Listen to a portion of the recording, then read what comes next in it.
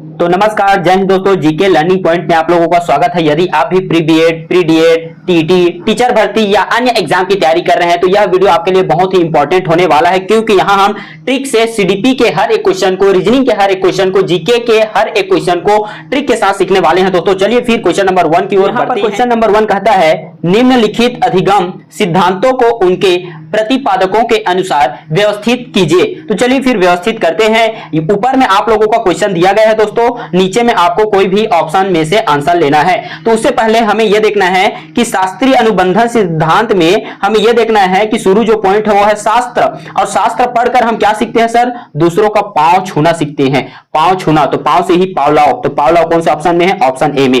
आगे हम देखेंगे, यहां पर लिखा है प्रयास और त्रुटि। जब हम प्रयास करते हैं और हमसे त्रुटि होती है, गलती होती है, तो हमारी माँ जो है हमें क्या कर देती है? माफ कर देती है। माँ को ही हम छत्तीसगढ़ी में बोलते हैं दाई, तो दाई से ही याद रखना डाई, तो था न डाई। उसके बाद मैंने आप लोगों को ऑपरेंट अनुबंधन सिद्धांत बताया था, तो ऑपरेंट में ही ऑपरेशन याद रखना। और ऑपरेशन किसका करते हैं सर? स्किन का। स्किन मतलब होता है त्वचा। स्किन मतलब क्या होगा जी? त्वचा। तो हम ऑपरेशन किसका करते हैं सर? स्किन का। तो इस तरह से हमने देखा, स्किनर याद हो गया। उसके बाद हम देखेंगे कि अंतर्दृष्टि अधिगम। तो अंतर्दृष्टि अधिगम के लिए हम क्या याद रखेंगे सर? कोहलर। क्या याद रखेंगे? कोहलर। और ये ऑप्शन कहां है सर? ऑप्शन ए में। तो ऑप्शन ए इज राइट हो जाएगा दोस्तों। तो इसी तरह हर एक मनोवैज्ञानिक का सिद्धांत को मैंने लेक्चर 5, 6, 7, 8 पर पूरा ट्रिक से पढ़ाया है दोस्तों, तो वहां आप इन ट्रिक के वीडियो को जरूर देखिए। चलिए क्वेश्चन नंबर 2 की ओर बढ़ेंगे, जहां पर आपको जीन पियाजे के संज्ञानात्मक विकास के चरणों को सही क्रम में व्यवस्थित करने के लिए क्वेश्चन पूछा गया है। तो सबसे पहले जीन पियाजे ने दिया था संज्ञानात्मक विकास। इसको याद रखने का बढ़िया ट्रिक बता रहा हूं, देखिएगा। संज्ञानात्मक में ही ज्ञान है। संज्ञानात्मक में क्या है? ज्ञान। ज्ञान कब मिलेगा सर? जब हम प्याज खाएंगे। तो प्याजे ने संज्ञानात्मक विकास दिया। प्याजे ने संज्ञानात्मक विकास दिया। अब संज्ञानात्मक विकास में हम 4 चरण को पढ़ने वाले हैं। क्या क्या 4 चरण? पहला हमारा होता है संवेदी। पहला हमारा क्या होगा सर? संवेदी, ये पहला होगा। उसके बाद हम पढ़ते हैं पूर्व संक्रियात्मक। क्या पढ़ेंगे? पूर्व संक्रियात्मक। उसके बाद 3rd नंबर पर पढ़ते हैं हम मूर्त संक्रियात्मक, और 4थे नंबर पर पढ़ते हैं अमूर्त संक्रियात्मक या औपचारिक संक्रियात्मक अवस्था। तो इस तरह से हम इनको जमाएंगे। तो पहला में आएगा के के बाद आएगा एम, तो यहां पर एम लिख दूंगा, और एम के बाद आएगा जे, और जे के बाद लास्ट में हमारा एल। तो इस तरह के शुरू और लास्ट में एल। चलिए कौन से ऑप्शन में है आंसर हम देखते हैं। तो इस तरह आप देख पा रहे हैं दोस्तों, ऑप्शन बी इज राइट हो जाएगा। Option B is right. आगे हम क्वेश्चन नंबर 3 की ओर बात करेंगे, जहां पर आपको क्वेश्चन पूछा गया है, निम्नलिखित सरल से जटिल संज्ञानात्मक स्तर के क्रम में व्यवस्थित कीजिए। क्योंकि आपको पता है दोस्तों, इसी तरह के क्वेश्चन आपके अभी प्री डीएलएड में पूछा गया है। तो इसी तरह के क्वेश्चन को, यानी कुछ वाले प्रश्नों को हम सॉल्व करने वाले हैं। तो बिल्कुल आप चैनल को सब्सक्राइब कर लीजिए, क्योंकि टीचर भर्ती के लिए भी हम तैयारी कराएंगे आप लोगों को। चलिए, तो यहां सबसे पहले आएगा ज्ञान, तो मैं जे लिख लेता हूं। उसके बाद आता है हमारा बोध, जिसे हम अवबोध के नाम से भी जानते हैं, मतलब के। उसके बाद है अनुप्रयोग, जो है एल में। उसके बाद है एनालिसिस, लास्ट में हम करते हैं विश्लेषण, तो ये आएगा एम। जे के एल एम कौन से ऑप्शन में है? तो यह आपके ऑप्शन जाने वाला है, देखते हैं ऑप्शन सी में। तो ऑप्शन सी इज राइट हो जाएगा दोस्तों। Option C is right. आगे हम बात करेंगे क्वेश्चन नंबर 4, जहां पर अवस्था से संबंधित क्वेश्चन पूछा गया है। तो क्वेश्चन 4 कहता है, बाल विकास के चरणों को आयु के अनुसार व्यवस्थित कीजिए। तो सबसे पहले क्या आता है? शैशवावस्था, तो यहां पर मैं जे लिख लेता हूं। उसके बाद आएगा बाल्यावस्था, तो मैं के लिख लेता हूं। उसके बाद आता है किशोरावस्था, एल लिखूंगा। उसके बाद पौण अवस्था, एम। तो जे के एल एम कौन से ऑप्शन में है सर? तो जे के एल एम ऑप्शन ए में है। तो ऑप्शन ए इज राइट हो जाएगा दोस्तों। आगे हम बात करेंगे यहां पर क्वेश्चन नंबर 5, जहां पर आपको पूछा गया है, निम्नलिखित को अधिगम प्रक्रिया के क्रम में व्यवस्थित कीजिए। तो चलिए फिर व्यवस्थित करते हैं। तो सबसे पहले आएगा प्रेरणा, जिसे हम मोटिवेशनल कहते हैं, जे। जे के बाद आता है अधिगम से अनुभव मिलेगा सर, तो अनुभव आएगा, ये आ जाएगा के। उसके बाद अभ्यास, अभ्यास में हमें मिलेगा एल, और लास्ट में होता है सर मूल्यांकन, जिसे हम लिखेंगे एम। तो जे के एल एम कौन से ऑप्शन में है सर? ऑप्शन डी में। तो ऑप्शन डी इज राइट हो जाएगा।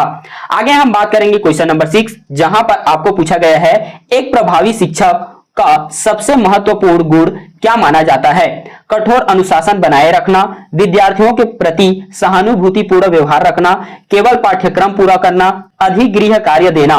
तो बिल्कुल नहीं, देखिए कठोर बोला ये कट गया, यहां पर लिखा है केवल पाठ्यक्रम ये भी कट गया, अधिक गृह कार्य देना बिल्कुल गलत, ऑप्शन बी इज राइट हो जाएगा दोस्तों। आगे हम बात करेंगे क्वेश्चन नंबर 7, जहां पर आपको पूछा गया है शिक्षण अधिगम प्रक्रिया में शिक्षक की भूमिका क्या होती है? केवल ज्ञान प्रदाता बिल्कुल गलत, यहां पर लिखा है अनुशासन अधिकारी ये भी गलत, परीक्षक, और यहां परीक्षक में ऑप्शन बी और ऑप्शन सी लगभग राइट लग रहा है। आगे पढ़ते हैं ऑप्शन सी क्या कह रहा है, अधिगम का मार्गदर्शक एवं सुगम करता। तो यहां पर सबसे ज्यादा ऑप्शन सी जो है प्रायोरिटी देंगे, क्योंकि ऑप्शन सी जो है ज्यादा कंफर्टेबल यहां पर आंसर लिया जा सकता है। आगे हम क्वेश्चन नंबर 8 की ओर बात करेंगे, जहां पर आपको पूछा गया है निम्नलिखित अधिगम को समस्या समाधान प्रक्रिया के क्रम में व्यवस्थित कीजिए। मोस्ट इंपॉर्टेंट क्वेश्चन होने वाला है आपके एग्जाम में। तो सबसे पहले हमें समस्या की पहचान करना है जे, उसके बाद हमें परिकल्पना का निर्माण करना है के, उसके बाद परीक्षण करना है एल, और लास्ट में हमें निष्कर्ष करना है जे के एल एम। कहां है सर? ऑप्शन ए में, तो ऑप्शन ए इज राइट हो जाएगा। आगे हम बात करेंगे क्वेश्चन नंबर 9, जहां पर नैतिक विकास के स्तरों को व्यवस्थित क्रम में रखने के लिए क्वेश्चन दिया गया है। तो सबसे पहले यहां पर हम देखेंगे कि यहां पर पूर्व पारंपरिक स्तर जे पहले आएगा, उसके बाद पारंपरिक स्तर के आएगा, के बाद उत्तर पारंपरिक स्तर यानी एल आएगा, और एल के बाद नैतिक सिद्धांत यानी एम आएगा, जे के एल एम। कौन से ऑप्शन में है? ऑप्शन ए में, तो ऑप्शन ए इज राइट हो जाएगा। आगे हम क्वेश्चन नंबर 10 की ओर बात करेंगे, जो मोस्ट इंपॉर्टेंट होने वाला है आपके एग्जाम में। निम्नलिखित शिक्षण अधिगम प्रक्रिया के क्रम को व्यवस्थित कीजिए। तो सबसे पहले उद्देश्य निर्माण, तो उद्देश्य के लिए जे, उसके बाद हम क्या करते हैं शिक्षण यानी के, उसके बाद पुनः बलन एल, उसके बाद मूल्यांकन एम। तो ये भी जे के एल एम होने वाला है, ऑप्शन ए इज राइट हो जाएगा दोस्तों, ऑप्शन ए इज राइट। आगे हम बात करेंगे क्वेश्चन नंबर 11, जहां पर आपको व्याख्या से संबंधित क्वेश्चन पूछा गया है। तो क्वेश्चन बोल रहा है खेल बालक के शारीरिक, मानसिक एवं सामाजिक विकास में सहायक है। बिल्कुल सर, जो खेल होता है क्या होता है? जो खेल होता है बालक के शारीरिक, मानसिक और सामाजिक विकास सब में मदद करता है। कथन बिल्कुल सही। खेल बच्चों को सहयोग, नेतृत्व, अनुशासन सीखने का अवसर प्रदान करता है। बिल्कुल कारण भी सही है। यहां भी खेल, नीचे में खेल और ऊपर में खेल, दोनों में आपको खेल के बारे में जिक्र है, इस कारण दोनों सही है और व्याख्या भी किया जा रहा है। ऑप्शन ए इज राइट होगा दोस्तों। आगे हम बात करेंगे क्वेश्चन नंबर 12, जहां पे आपको पूछा गया है कि एक शिक्षक को कक्षा में प्रश्न पूछने के लिए विद्यार्थियों को प्रोत्साहित करना चाहिए। बिल्कुल सर, करना चाहिए, कथन सही है। प्रश्न पूछना विद्यार्थियों को जिज्ञासा एवं चिंतन शक्ति का विकास करता है, यह बात भी सही है। तो कथन और कारण दोनों सही है और दोनों जो है एक दूसरे की व्याख्या कर रहे हैं, इस कारण ऑप्शन ए इज राइट हो जाएगा। आगे हम क्वेश्चन नंबर 13 की ओर बात करेंगे, जहां पर आपको पूछा गया है कि वंशानुक्रम बालक के विकास को प्रभावित करता है। बिल्कुल भाई, हेरिडिटी जो होता है बालक के विकास को क्या कर सकता है? प्रभावित कर सकता है। आगे, बालक की सभी विशेषताएं केवल वातावरण द्वारा निर्धारित होती है। बिल्कुल नहीं। क्यों सर? यहां पर केवल लिख दिया है, केवल लिखेगा तो ये पॉइंट हमारे लिए हो जाएगा गलत। तो इस तरह ए सत्य है परंतु आर असत्य है, ऑप्शन सी इज राइट हो जाएगा। आगे हम बात करेंगे क्वेश्चन नंबर 14। तो क्वेश्चन कहता है कथन में कि एक अच्छे शिक्षक को निष्पक्ष, वस्तुनिष्ठ होना चाहिए। मतलब एक टीचर को निष्पक्ष होना चाहिए, मतलब केवल एक ही बच्चे को ऐसा समझकर कि होशियार लड़का है या होशियार बच्चा है बोल के उसी को नहीं समझाना है भाई।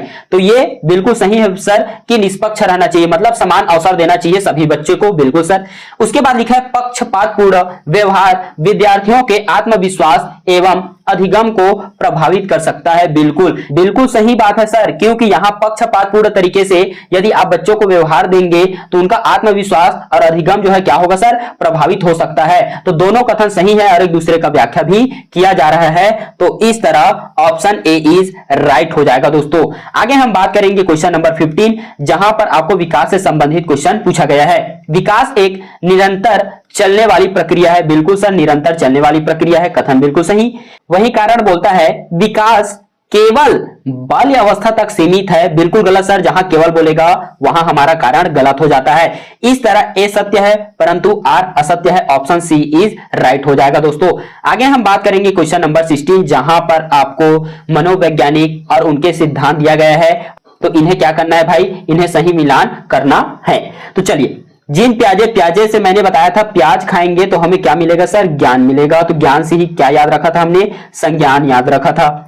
उसके बाद मैंने बताया था, देखिए यहां पर है हल, हल चलाओगे तो क्या मिलेगा सर, नैतिक मिलेगा। क्या मिलेगा, नैतिक। उसके बाद आपको फिर वाइगोस्की दिया है, तो वाइगोस्की में आपको याद रखना है जेडपीडी यानी निकट विकास का क्षेत्र, यह हमें याद रखना है। उसके बाद है एरिक्सन, एरिक्सन जो होता है यह मनोसामाजिक विकास है। क्या है सर, मनोसामाजिक विकास सिद्धांत पर आधारित मनोवैज्ञानिक है।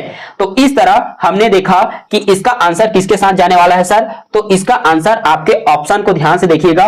पी जो है 2 के साथ है, पी जो है 2 के साथ है, क्यू जो है 1 के साथ है, आर जो है 3rd और एस जो है 4 के साथ। तो चलिए देखते हैं कौन से ऑप्शन में है। तो इस तरह आप देख पा रहे हैं ऑप्शन ए इज राइट हो जाएगा दोस्तों, ऑप्शन ए इज राइट। चलिए आगे हम बात करेंगे क्वेश्चन नंबर 16, जहां पर आपको फिर क्वेश्चन दिया गया है मनोवैज्ञानिक और उनके सिद्धांत के आधार पर। देखिए, पांव छूते हैं जब, तो ये पांव छूने का काम हमने कहां से सीखा सर, शास्त्र से सीखा है कि बड़ों का सम्मान कैसे करें।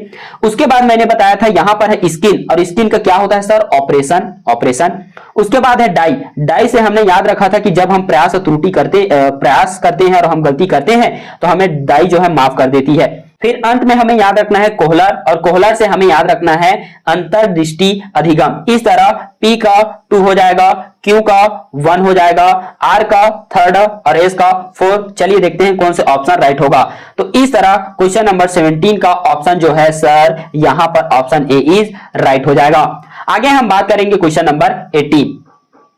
तो क्वेश्चन क्या कहता है बालक का अधिगम अधिक प्रभावी होता है जब वह स्वयं सक्रिय रूप से गतिविधियों में भाग लेता है। साफ एक लाइन में, बच्चा अगर रुचि लेता है स्वयं से तो जल्दी सीखेगा। बिल्कुल सर, सही बात है। सक्रिय सहभागिता से बालक को प्रत्यक्ष अनुभव होता है। बिल्कुल, अगर आप भाग लोगे तो आपको अनुभव होगा ना भाई, और इससे क्या होगा, अधिगम जो है स्थायी बनेगा। बिल्कुल सर, और दोनों जो है एक दूसरे की व्याख्या भी कर रहे हैं। तो कथन और कारण दोनों सत्य है सर, और ये एक दूसरे की क्या कर रहे हैं, व्याख्या। तो ऑप्शन ए इज राइट हो जाएगा।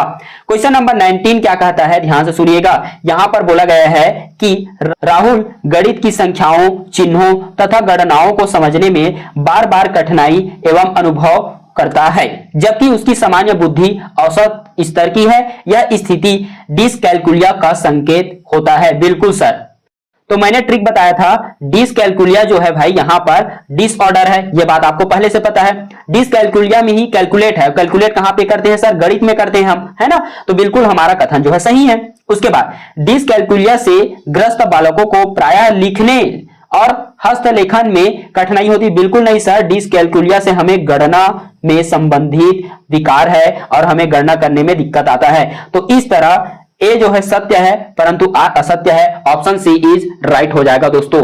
आगे हम बात करेंगे क्वेश्चन नंबर 20, जहां पर आपको अधिगम से संबंधित क्वेश्चन पूछा गया है। तो क्वेश्चन 20 कहता है, कथन में अधिगम के लिए प्रेरणा, मोटिवेशनल एक महत्वपूर्ण कारक है। बिल्कुल सर, कथन सही है। आगे हम देखते हैं कारण, प्रेरित विद्यार्थी सामान्यतः अधिगम कार्यों में अधिक रुचि एवं सक्रियता प्रदर्शित करता है। यहां पर कारण भी सही है और दोनों एक दूसरे के व्याख्या भी कर रहे हैं। तो इस तरह दोनों कथन सही और व्याख्या भी कर रहे हैं। तो इसी तरह से दोस्तों हर एक टॉपिक को ट्रिक से पढ़ने के लिए बिल्कुल चैनल को सब्सक्राइब कीजिए। और खास बात यह है कि हमारा टेलीग्राम चैनल का लिंक जो है कमेंट पर पिन कर दिया गया है, वहां आपको बिल्कुल फ्री पीडीएफ मिलने वाला है। तो बिल्कुल हमारे टेलीग्राम चैनल को ज्वाइन कीजिएगा, वीडियो को शेयर कीजिए, वीडियो को लाइक कीजिए। आपको किस टॉपिक पर वीडियो चाहिए कमेंट कीजिएगा। मिलते हैं नेक्स्ट वीडियो में। जय हिंद।